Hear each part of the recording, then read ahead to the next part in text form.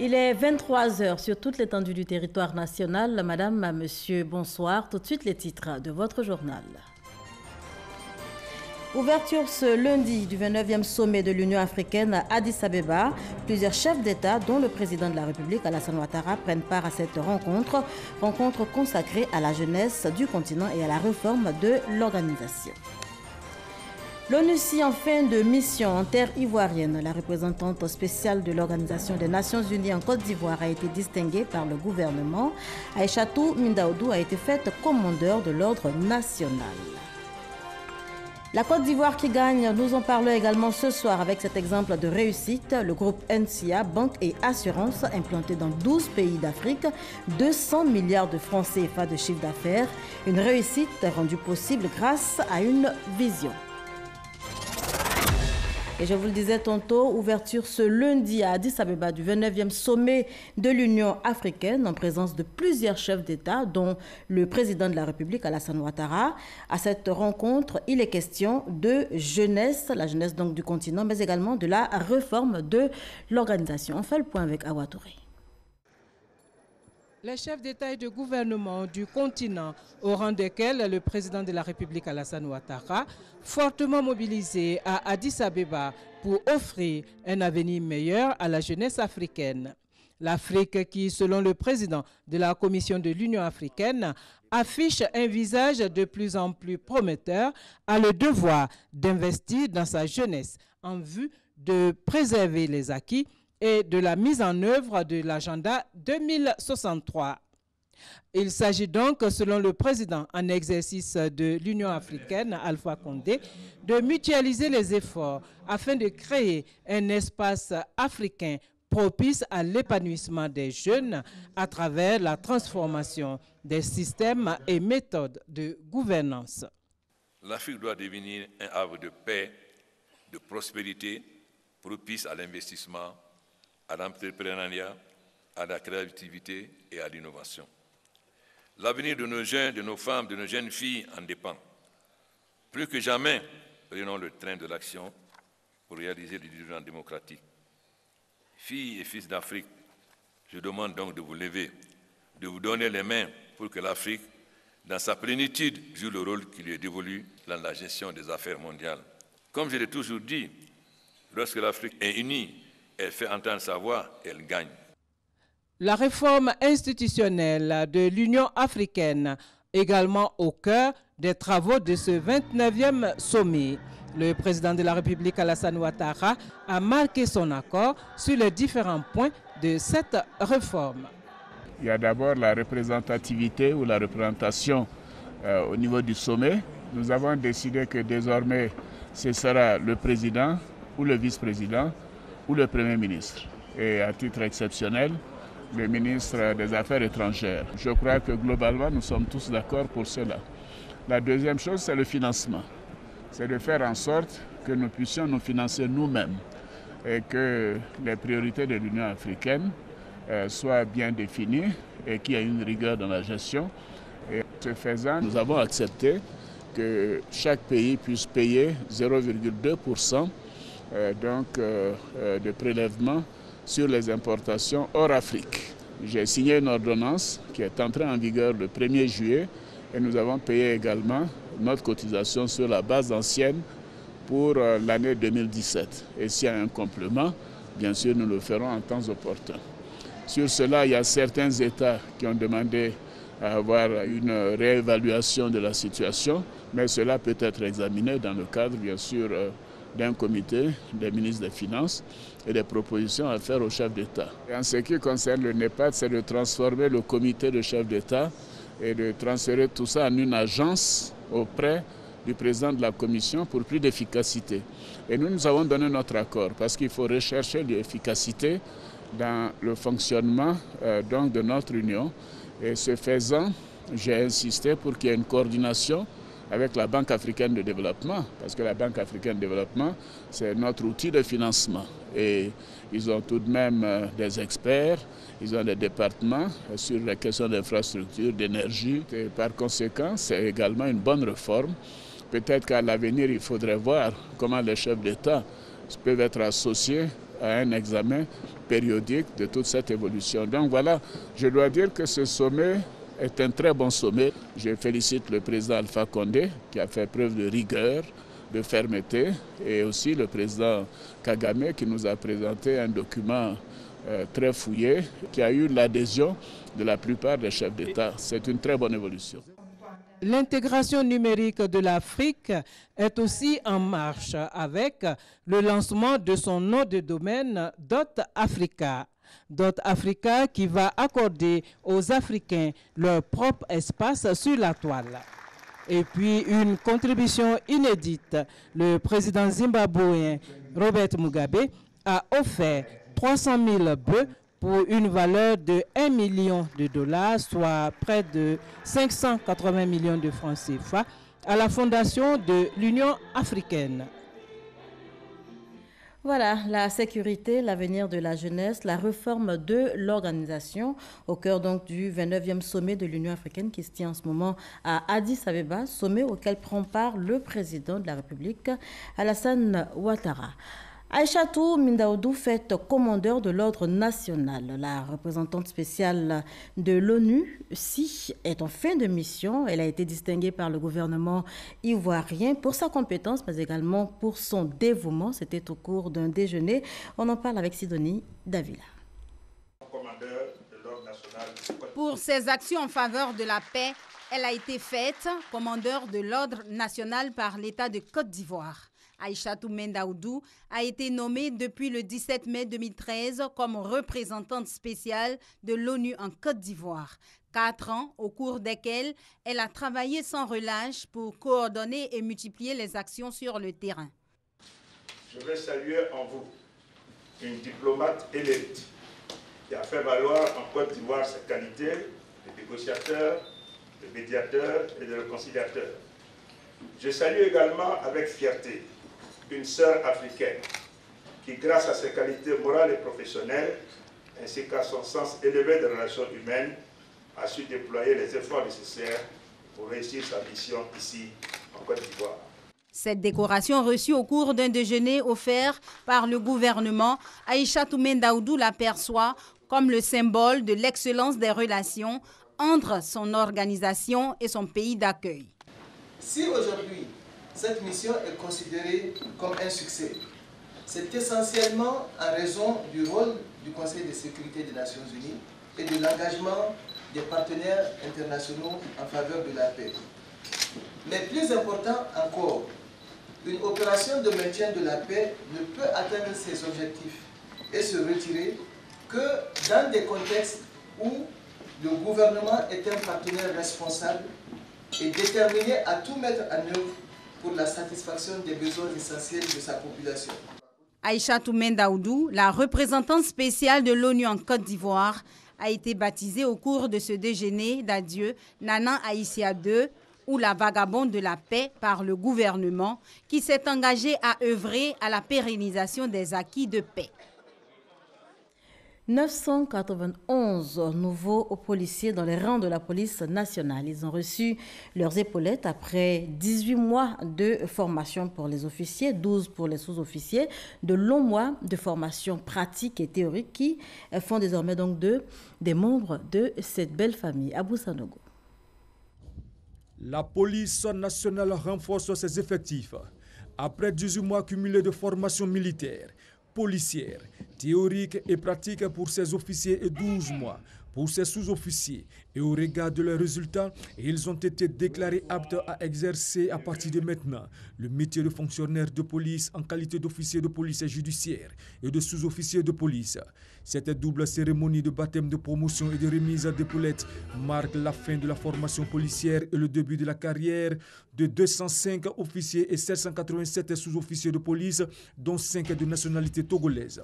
En présence de parents, amis et proches, ces 991 nouveaux policiers issus de la 40e promotion 2016-2017 ont reçu de leurs parrains, le président du Conseil constitutionnel, et de leur tutelle, leurs épaulettes précédées de leur baptême.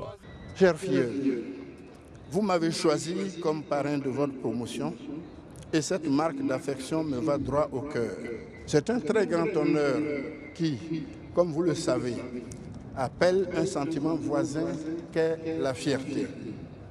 Je tiens cependant à vous dire que le sentiment de fierté qui m'anime en cet instant précis sera encore plus grand et davantage justifié le jour où chacun d'entre vous se sera illustré par d'excellents états de service et que de vos rangs sortiront les meilleurs parmi les meilleurs de la police nationale.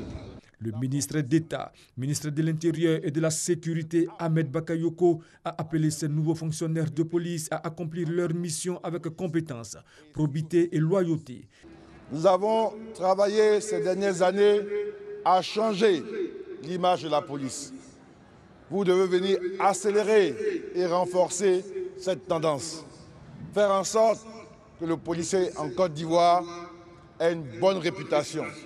Que le policier en Côte d'Ivoire soit au service de la nation. C'est fini le temps où on croit qu'être policier, c'est avoir l'opportunité de se retrouver dans des checkpoints, dans des barrages, sur le pont pour racketter les populations. Nous veillons à améliorer vos conditions de travail.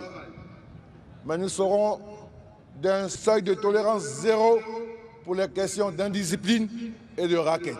Un défilé à pied de la 40e promotion d'officiers et sous-officiers de la promotion Feu Sergent Nguessan Herman a mis fin à cette double cérémonie. Dans l'actualité, également le démarrage ce lundi des épreuves écrites du baccalauréat 2017. Plus de 242 000 candidats sont aux prises avec les épreuves et c'est la ville de Bouaké qui a été retenue par la ministre de l'Éducation nationale, Kandia Camara, pour procéder au lancement officiel. Charles Tatou. C'est au lycée de jeunes filles de Bouaké que la ministre de l'Éducation nationale, de l'enseignement technique et de la formation professionnelle, Kandia Camara, a lancé officiellement les épreuves écrites du bac 2017. Après le lycée de jeunes filles, elle a effectué une série de visites dans quelques centres d'examen de la ville, notamment au collège Victor Hugo, au Saint-Viateur, au lycée technique et au lycée classique de Bouaké. Nous sommes venus ici dire aux enfants de Bouaké qu'à nos yeux, ils représentent beaucoup. Ce sont nos enfants. Nous sommes venus aujourd'hui les encourager, leur souhaiter bonne chance. Il faut savoir que pour la session 2017, nous avons 242 910 candidats qui composent dans 16 séries, enseignement général, enseignement technique, séries scientifiques, séries littéraires. Et tous ces candidats composent dans 401 centres répartis sur toute l'étendue du territoire. Pour la crédibilité de cet examen, nous avons déployé sur le territoire national plusieurs superviseurs. Les superviseurs de la DECO, les superviseurs du cabinet, les superviseurs de l'inspection générale, tout ça pour nous assurer du bon déroulement de cet examen. La région de Bouaké engage plus de 12 600 candidats au bac, section 2017. Des superviseurs également sur le terrain pour les examens nationaux islamiques 2017 qui sont en cours. Plus de 7 700 candidats y prennent part sur toute l'étendue du territoire national. Les responsables du ministère de l'Éducation nationale et les directions en charge de l'organisation de ces examens étaient ce matin dans quelques centres. On y va avec Pargrassoro Kone. L'unicité des dieux. Les paroles du prophète de l'islam, le prophète Mohammed, les dogmes et la biographie du Saint-Coran composés en arabe, la grammaire, la conjugaison, la dictée et l'expression écrite composée en français. Ce sont les épreuves auxquelles sont soumis les candidats aux examens nationaux islamiques.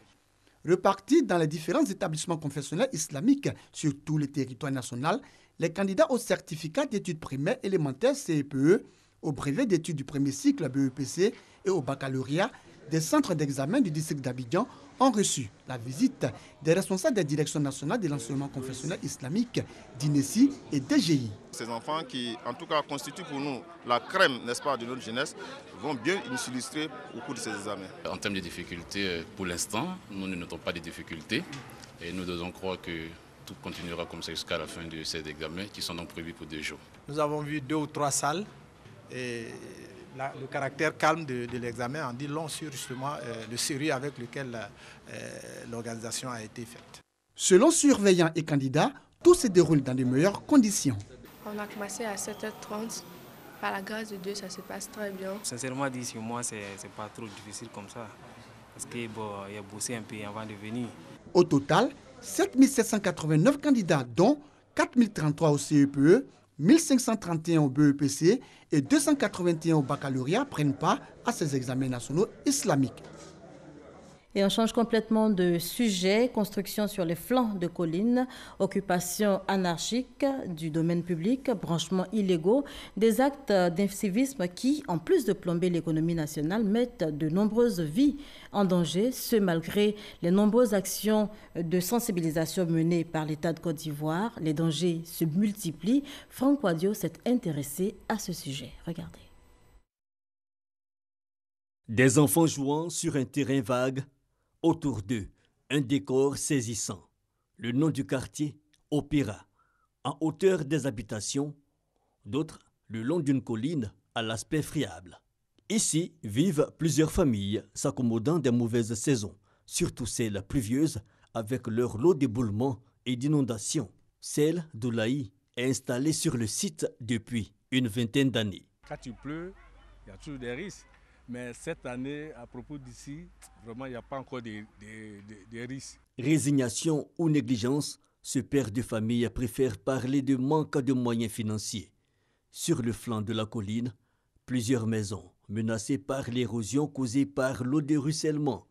Du bas, on peut apercevoir cet ouvrier tentant de colmater quelques brèches commis à cette tâche régulière par une des familles vivant là. Que le sol est en train de finir en bas là, bon, cherche de solution, comme on appelle le maçon comme ça.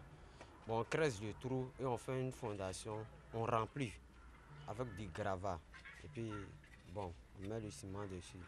Un peu partout, à travers le district, des habitations précaires, sans schéma directeur, d'autres sans titre immobilier ou foncier. Certains construisant même sur le domaine, voire des ouvrages publics. Où l'eau doit passer là, il y a les gens, eux, ils viennent construire là-bas, genre n'importe comment. Il y a des gens qui construisent une maison où on ne doit pas construire une maison. Il y a des sociétés qui bouchent des caniveaux. L'indiscipline urbaine poussée à son paroxysme. Un autre tableau, les branchements anarchiques. Dans le secteur de l'électricité, par exemple, il suffit de lever les yeux. Dans certains quartiers, elle s'exprime à travers ces toiles de fils électriques. Il y a des gens qui branchent leurs pointeurs avec une autre cour, que c'est le pointeur, mais ce n'est pas pour eux, tu vois. Voilà, il y a des gens qui prennent l'argent par mois, 2000, 3000, ça dépend. Si c'est le courant ampoule, ça dépend souvent, on prend 1000 francs. Si c'est frigo comme ça, on prend 2000 quoi. Celui qui veut avoir de l'électricité, qui n'a pas les moyens, qui se dit qu'il a une autre connaissance pour pouvoir utiliser le courant. Donc, il va se donner une pratique qui va lui-même le mettre en insécurité.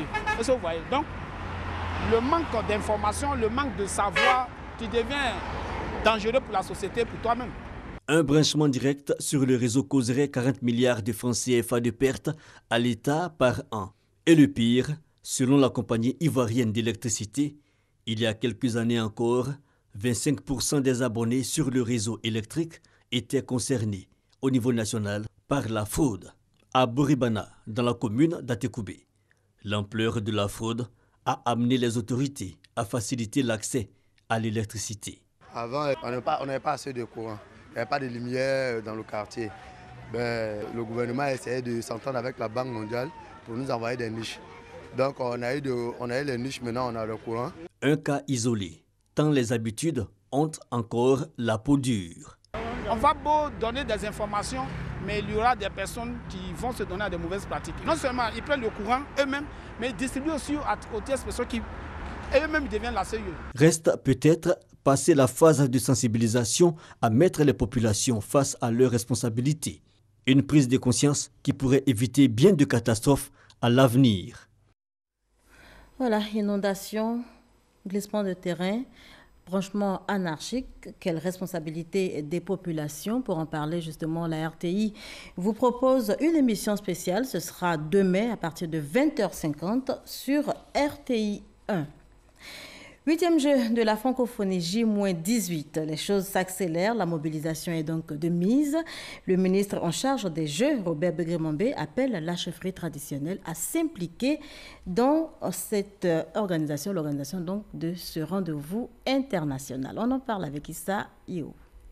Après la jeunesse, les religieux, la société civile, le ministre auprès du président de la République, chargé des 8e Jeux de la francophonie, met la chefferie traditionnelle en mission pour un succès de ces Jeux.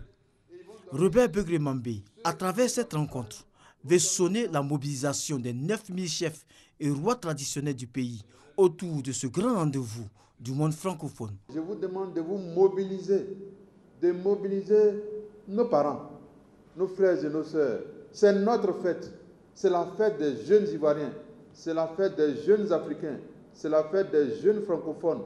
Venez encourager vos enfants, ils en ont besoin. Et vous-même, vous serez fiers que votre pays offre des installations de grande valeur à la communauté internationale.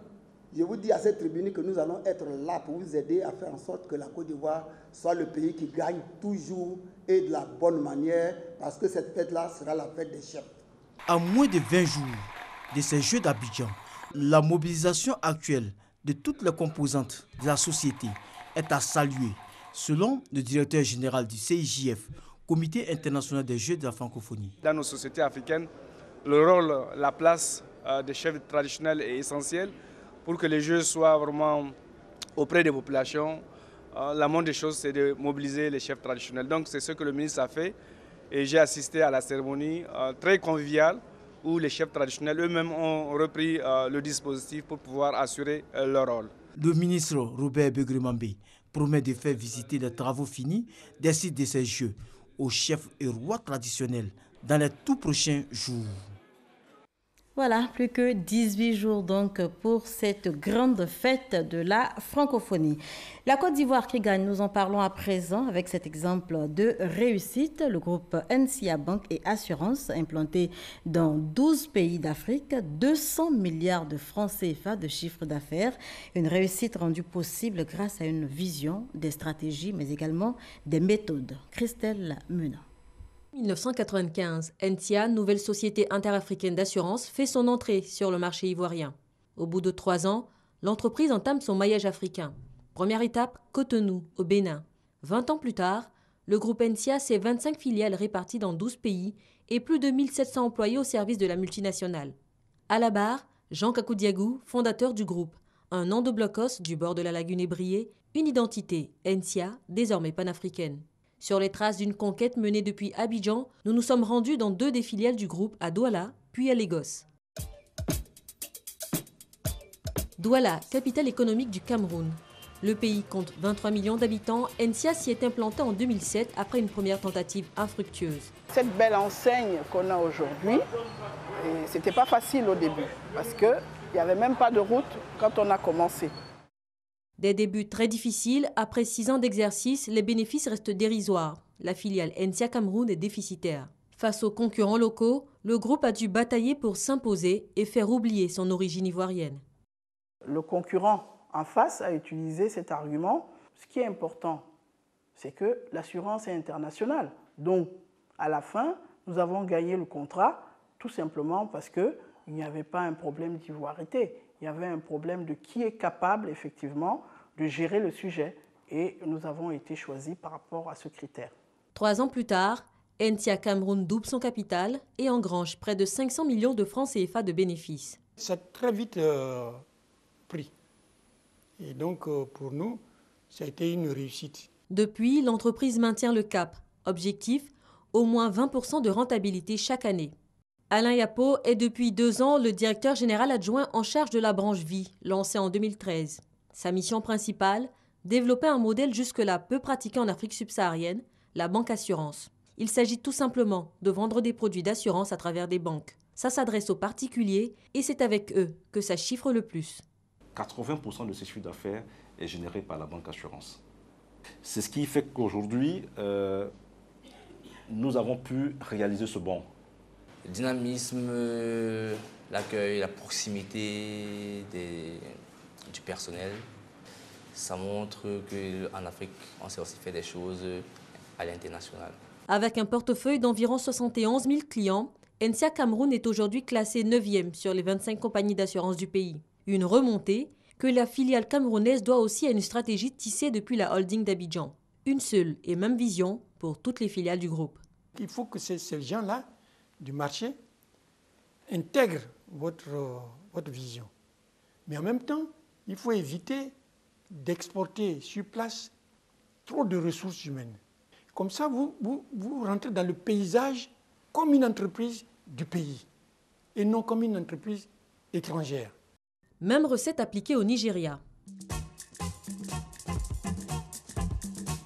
La plus grande puissance économique africaine, 174 millions d'habitants anglophones, les défis sont à la hauteur du géant démographique, incontournable pour un groupe qui se veut panafricain. Notre avantage ici au Nigeria, c'est notre démographie. Nous sommes très nombreux. Nous croyons qu'avec une telle démographie, tout est possible, aussi bien avec les entreprises qu'avec les particuliers. Mais notre défi reste le taux de pénétration de l'assurance dans le pays. Il est encore très bas comparé au nombre d'habitants. Comme presque partout en Afrique subsaharienne, un taux de pénétration inférieur à 1% contre environ 8% en Europe ou 14% en Afrique du Sud. L'assurance, c'est le dernier poste dans les budgets africains. Alors pour diffuser la culture de l'assurance, les produits s'adaptent aux besoins des consommateurs. Nous sommes une entreprise avant-gardiste tournée vers l'avenir parce que c'est la seule façon de progresser dans le marché de l'assurance au Nigeria et non de chasser sur des segments d'affaires déjà occupés. Innover, s'adapter à un marché en mouvement perpétuel. Chez NCA, on mise entre autres sur la téléphonie mobile. Je peux déjà vous dire que pas à pas, dans les 3 à 5 prochaines années, NCA sera dans chaque maison et dans chaque main sur le marché nigérien. Le Nigeria compte près de 100 millions d'utilisateurs de supports mobiles. Nos bénéfices sont réguliers, même si la situation économique actuelle au Nigeria n'est pas très favorable. Nous réalisons quand même des bénéfices et nous faisons en sorte que ça continue. Près d'1,5 milliard de francs CFA de bénéfices réalisés en 2015. 6 ans après son entrée dans le paysage, NCA Nigeria est aujourd'hui classé 14e parmi les 60 compagnies d'assurance. On y a cru. Tout le monde se demandait, mais qu'est-ce qu'ils viennent faire là? Est-ce qu'ils pourront s'adapter? Est-ce qu'ils pourront réussir? Nous pensons que l'histoire est là pour prouver que nous sommes capables de nous adapter, aussi bien en pays francophone qu'en pays anglophone. Le rêve de Jean Kakou Diagou de créer une société d'assurance panafricaine est désormais réalité, grâce notamment à une politique d'alliance stratégique avec des partenaires nationaux et internationaux à fort potentiel. 2 ans après l'entrée de la Banque nationale du Canada et d'Amétis au capital de NCA Participation, c'est le géant Helvet de la réassurance, Suisse Re, qui rapplique, mais plutôt au capital de Monzi Finance, le holding familial. Montant de l'opération, plus de 65 milliards de francs CFA. La famille Diagou garde ainsi le contrôle du groupe NCA et se donne les moyens de poursuivre son expansion dans la banque assurance. Tant que NCA existe, NCA ne peut pas s'arrêter. La vie est un mouvement perpétuel. C'est-à-dire que quand vous vous arrêtez, c'est que vous êtes mort. Voilà, la vie est un mouvement perpétuel. Dossier réalisé par Christelle Menet et noté pour être complet sur le sujet que le groupe NCA s'apprête à entrer en bourse. Elle rejoint les 33 entreprises ivoiriennes actuellement cotées à la bourse régionale des valeurs mobilières. La 9e conférence du comité de coordination du développement de l'artisanat africain vient, elle, de s'achever au Zimbabwe. La rencontre a enregistré la participation de 26 États membres, dont la Côte d'Ivoire, et les travaux étaient axés sur le développement du secteur. C'est ce que nous dit Mahama Traoré. Bulawayo, 2e plus grande ville du Zimbabwe, hôte de la 9e conférence des ministres du comité de coordination pour le développement de l'artisanat africain, CODEPA. Une seule question sur la table de ces 2 jours de travaux, les politiques nationales, régionales et continentales de développement et de promotion de l'artisanat dans les États membres du CODEPA de 2010 à 2015.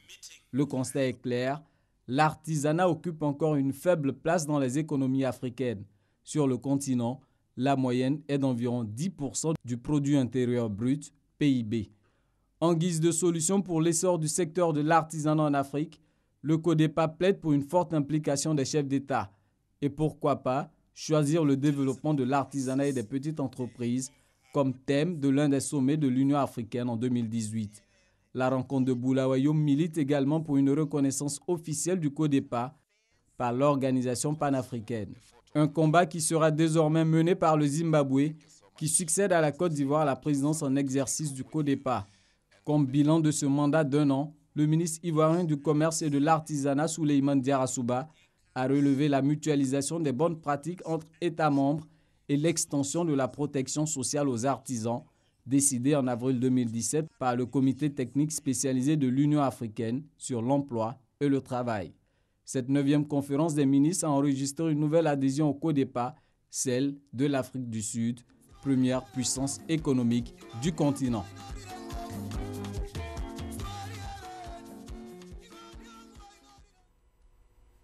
Hors de chez nous, des nouvelles du Qatar pour terminer. Le Qatar qui bénéficie désormais de moins de 48 heures pour répondre aux exigences de l'Arabie Saoudite et ses alliés.